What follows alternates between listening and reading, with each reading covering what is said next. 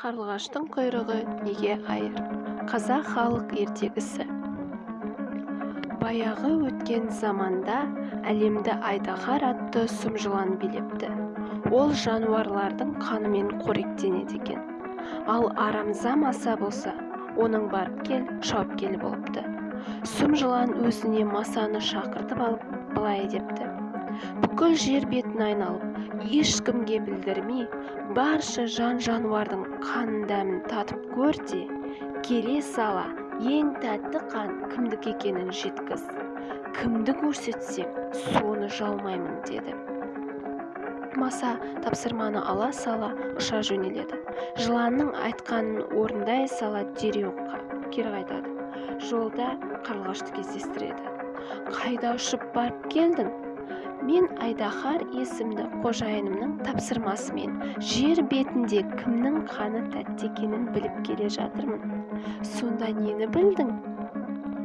Ең тәтті қан адамдікі екен, деп ызыңдап жөнеледі Маса. Сол кезде қарлығаш қобалжып кетіп: Маса, сен жыланға шындықты айта көрме. Адам деген мейірімді жан ғой. Оны құрдымға жіберме көрме.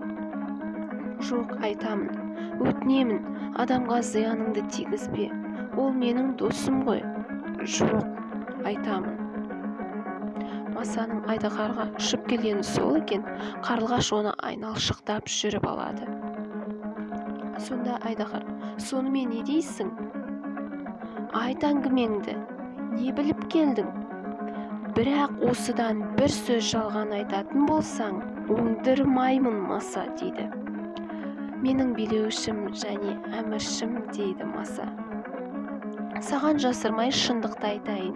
Жер бетіндегі ең тәтті қан, деп осылай әңгімесін жалғастырып, енді ғана адам дегенді айтпақшы болғанда, қарлығаш жүйткіп келіп, Масаның тілін тұмсығымен шымшып алады.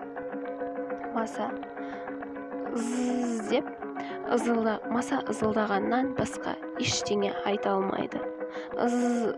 Деп жүре береді.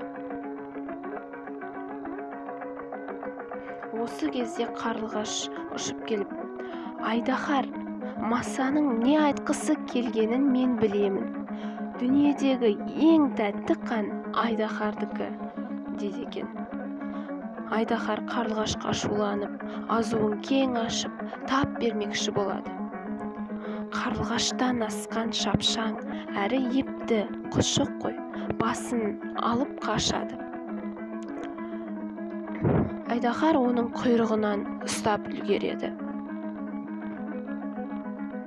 Құйрығын ортасынан бірнеше қауырсын ұстап, сол күйінше тасқа сылқ ете қалып, сол жерден өледі.